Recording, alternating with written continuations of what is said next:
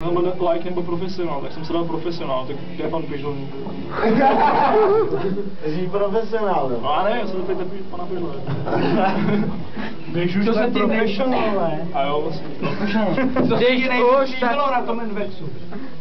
Jsem to říkal, a nebo stánek. A odkaď byl? A nebo stánek kanon stále tím trotlem za kamerou. A proč tam vlastně teda jel? Prážo, ty jsi si chtěl koupit nebo něco jiného udělat s tím foťákem na stůl? Já jsem ho chtěl ukrást. A právě, já jsem neměl vodou, protože když jsem ho měl v ruce, tak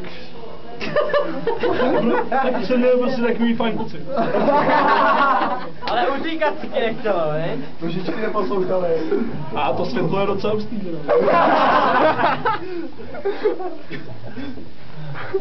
No, jak kameramani v parlamentu. Je to složitý. A o čem jednáte, pane premiére? O ničem, nic má, nic. Ty ve zprávách. Ej, když jsme to byli o Ty ve zprávách. Co tady vystavujou? Au. Promluv trochu odborně, ne? Řekni nám něco o Indiánech. Hej Prážo, řekni nám něco o Indiánech. Indiáni, ty byli v Americe. Nebo politice něco. Víc o Indiánech. Americký, jo. Americký politický politician, no. Politický indiáni. A jako Hofring. A to vy Joe Poeting, co myslíš tím Poeting? Hofring, vole, ne? Hofring. To znám, ale co je Poeting?